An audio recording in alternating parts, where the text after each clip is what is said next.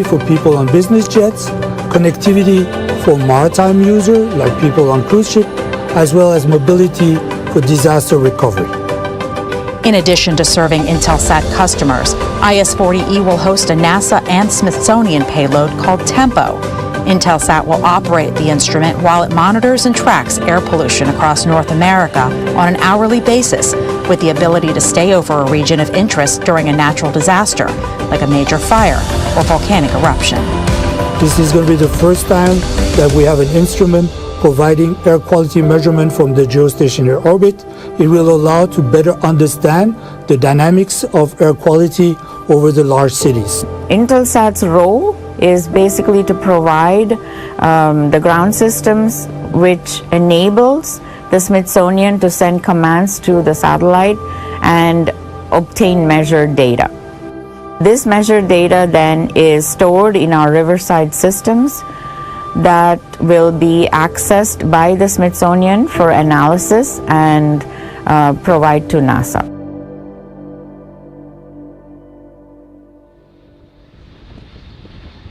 Hi everyone, I'm Ronnie Foreman and I'm a commercial sales manager here at SpaceX. I'm excited to join you and Kate to cover the IS-40e mission tonight. With liftoff just about 7 minutes from now, I want to talk to you first a little bit more about the rocket supporting tonight's launch. Our Falcon 9 vehicle that you see on the pad is a two-stage rocket designed and manufactured by SpaceX. Standing 229 feet tall, the Falcon 9 is about 40 feet taller than the Leaning Tower of Pisa in Italy. And for all you Star Wars fans out there, Falcon 9 was named after the Millennium Falcon from Star Wars. The number 9 indicates the number of Merlin 1D engines on the first stage, which make up the bottom two-thirds of the vehicle. Speaking of the first stage, its objective is to accelerate the vehicle through the Earth's atmosphere to space, and then separate from the rest of the rocket. This first stage, also referred to as the booster, is flying for the fourth time. RP1 load complete. There you hear the call out that we've completed RP1 loading into the booster, which again is flying for the fourth time today.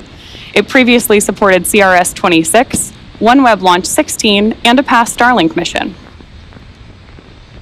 We will attempt to recover this booster again on our drone ship, a shortfall of Gravitas, which is currently positioned in the Atlantic Ocean, and you can see it on your screen now.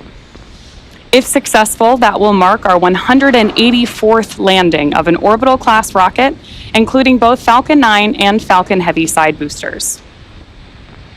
Moving on up, above the first stage is the second stage, which has a single Merlin vacuum, or MVAC engine, that ignites after stage separation. The second stage is what will carry the Intelsat 40e and NASA Smithsonian Tempo payload to orbit. Speaking of the payload, it's currently safely tucked inside the 17-foot diameter payload fairing that you see on your screen now. It's a large barrel structure with a pointed nose at the very top of the rocket. Made of carbon composite material, the fairing protects the payload from aerothermal heating and contamination on its trip to space, before being jettisoned approximately 3 minutes into flight. Much like the first stage, the fairing halves on today's flight are flight-proven. One half is flying for the second time and the other for its 8th. Thanks, President, for strong back retract. There you hear the call out that we're getting ready for strong back retract. After separation, those fairing halves will return to Earth to be recovered by our recovery vessel, Doug. And the large trussed structure that you see next to Falcon 9 is what we were just talking about on the nets. That's the Transporter Erector, or TE for short. We use it to roll the rocket out to the pad and raise it to its vertical launch position ahead of takeoff. Strong back lower started. The call out there says that we're beginning to pull the TE away from the vehicle. The TE also routes the vehicle's fluids, power, and telemetry umbilicals from the ground systems to the rocket and satellites until Falcon 9 transfers to internal power and clears the pad. There you can see the clamp arms are opening up beneath the fairing in preparation for full TE retraction.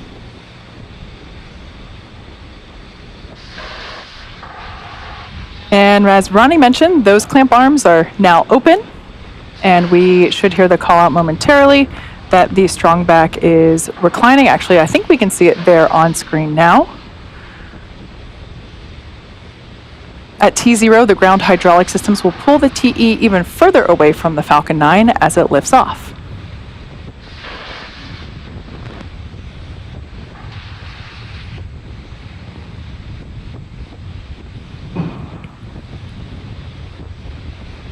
At this point in the countdown, both the first and second stages are nearly fully loaded with 1 million pounds of liquid oxygen and kerosene fuel. We use two propellants, a refined form of kerosene. Stage 1, lock flow complete. There we heard that call out. Stage 1 is now fully loaded with all of its liquid oxygen and fuel.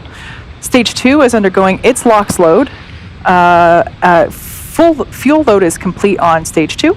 We expect LOX loading to wrap up at T-2 minutes. The liquid oxygen is chilled well below its boiling point so that it has a much greater amount of mass per volume, allowing us to load more of it into the rocket. In addition to these two propellants, we also use a chemical, TTEB, or triethyl aluminum and triethyl borane, and we use that as our ignition source. The combustion of RP1 and LOX is what makes the rocket go, and it's the TTEB that sets the match to that propellant mix. So once again, the first stage has all of its propellants on board, fully loaded with all of its liquid oxygen and RP1. That RP1 load is complete on the second stage, and we're expecting the LOX load to wrap up here any second now on the second stage. At T-minus 60 seconds, we'll hear the call out. The Falcon 9 is in startup. It's an indication that the onboard internal flight computers have taken over the launch countdown. And just inside T-minus 2 seconds, we light the Merlin 1D engines for liftoff. Stage 2, lock flow complete. And there's that call out. So as of now, Falcon 9 is fully loaded with all of its propellants. The IS-40e and Tempo payload continues to be healthy, and the Falcon 9 team is tracking no major issues on the rocket. Currently, weather is green. Gas closeout. Weather is green, and the range is ready to support a T0 of 12:30 a.m. Eastern Time, just 1 minute and 20 seconds from now.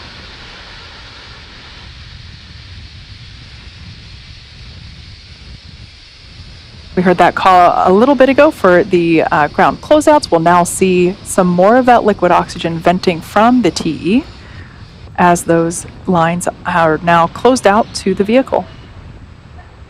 Falcon 9 is in startup. All right, there's that call out letting us know that the onboard flight computers have taken control of the launch countdown. LD, go for launch. And there's our final go for launch tonight coming from our launch director. We're now at T-minus 35 seconds. All systems are go for launch of Falcon 9 with the Intelsat 40E and NASA 30 seconds.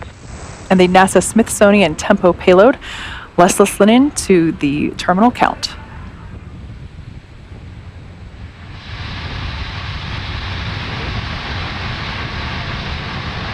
$15 seconds. T-minus 10, 9, 8, 7, 6, 5, 4, 3, 2, 1. Ignition, engines full power, and lift off of Intelsat 40E. Go Intelsat, go Falcon. Vehicle is pitching downrange.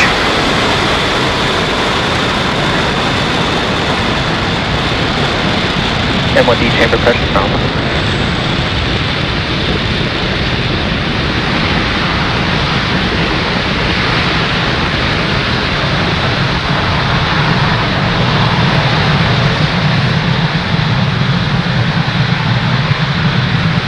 If you're just joining us, those gorgeous views on your screen mean that Falcon 9 has successfully lifted off from Pad 40 at Cape Canaveral Space Force Station. During Nominal power and telemetry. the call out there that nominal power and telemetry for the vehicle.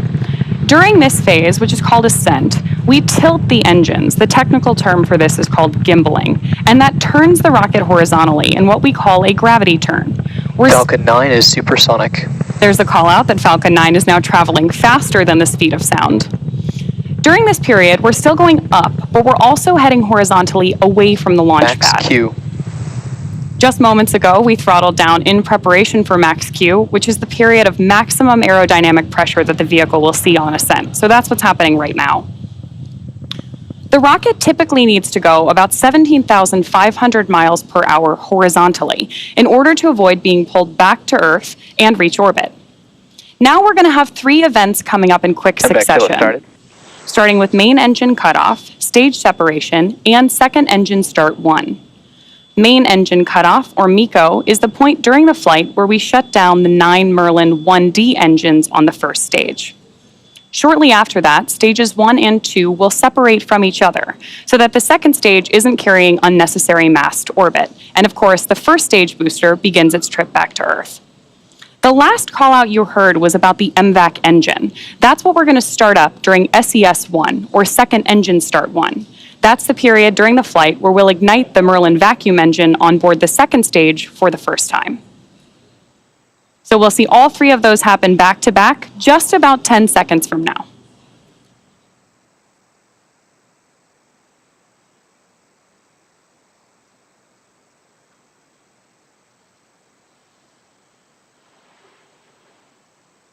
MECO. Stage separation confirmed.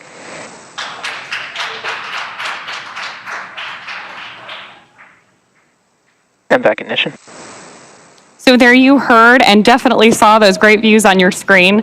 3 events happening back to back: main engine cutoff, stage separation, and SES-1. Coming up next will be fairing separation in just a couple of seconds. During this portion of the flight, we'll jettison both fairing halves and then attempt to retrieve them again today.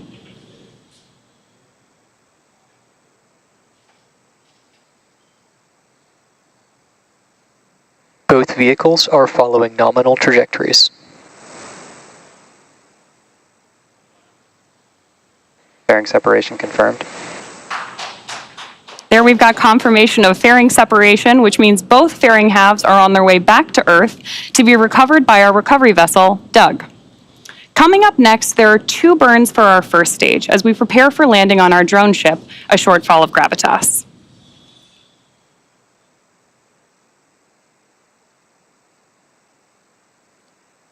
Acquisition of signal, Bermuda. We're now T plus 3 minutes and 54 seconds into today's mission. And we're currently, as you see there on your screen, we're in the first of 2 planned MVAC burns that will occur prior to satellite deployment. At T plus 6 minutes and 31 seconds, or around there, you should see on your screen the first stage's entry burn. For that entry burn, we relight 3 M1D engines, which are those 9 engines at the base or the bottom of the first stage. We will relight first the center engine, or called E9, and then shortly thereafter, we will also relight 2 radial engines, engines 1 and 5. And all 3 of those together will help slow the vehicle down as it passes back into the Earth's atmosphere.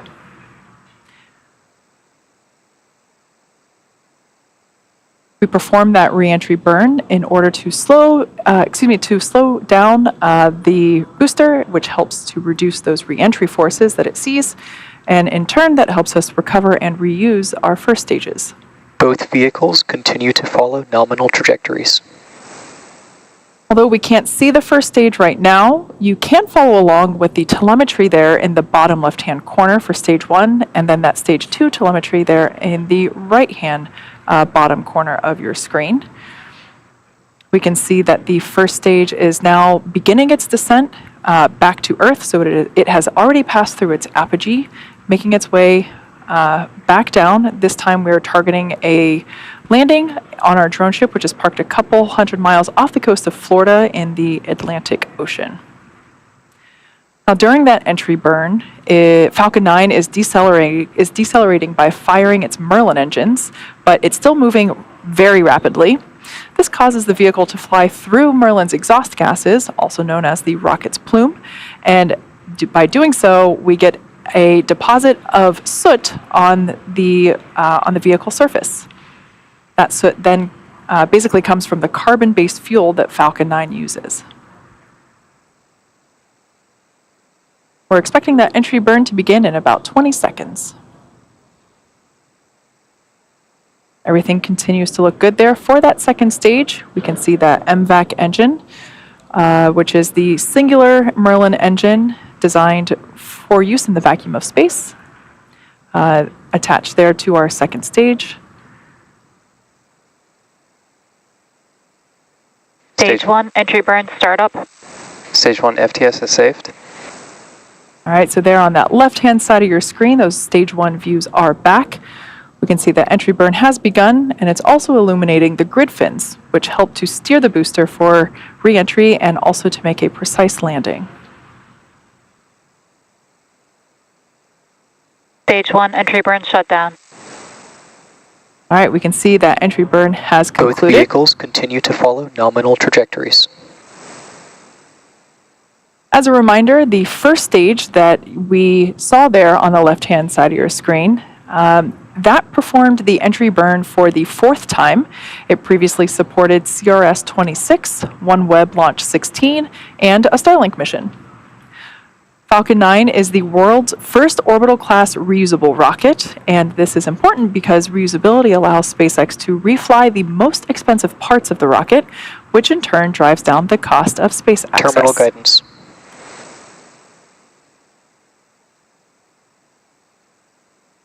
The next major milestone we have coming up is SECO, or Second Engine Cutoff 1, which is coming up in about 20 seconds. That will be followed very quickly. Stage 1, transonic. And that call out tells us that the first stage is traveling near the speed of sound. That first stage will begin its landing burn just after we have the second engine cutoff.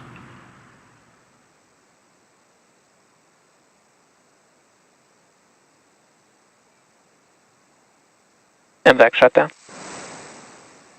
All right, there's that call out telling us that we had successful shutdown or cutoff of that. Stage 1, landing burn. You can see landing burn has begun there on that screen. Stage 2 FTS is saved. You can see those grid fins working hard to steer it back to the drone ship for its landing. Nominal orbit insertion. Great call out there indicating we've Stage got 1, landing leg deploy.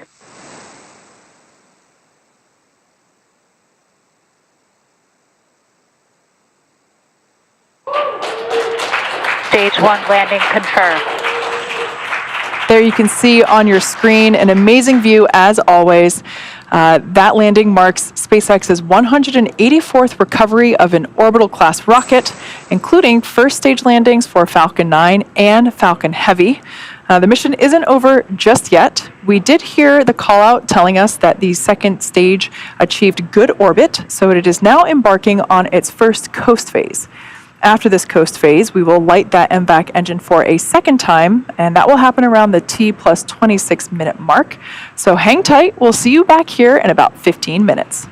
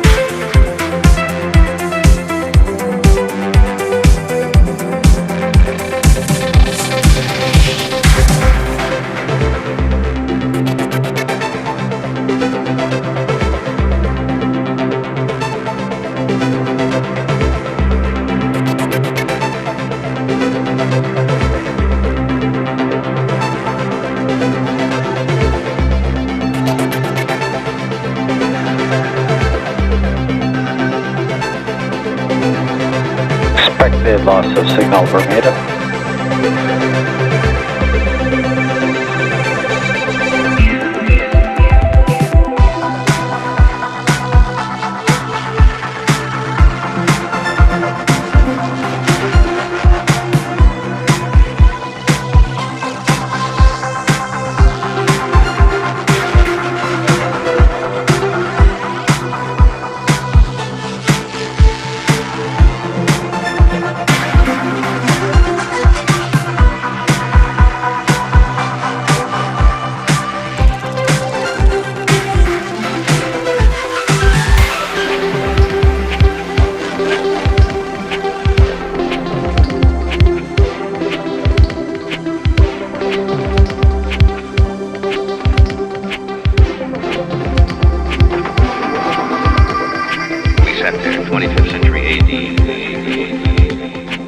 there and look at a rocket from Mars, and you just boggle the mind and the technology caught up, didn't it?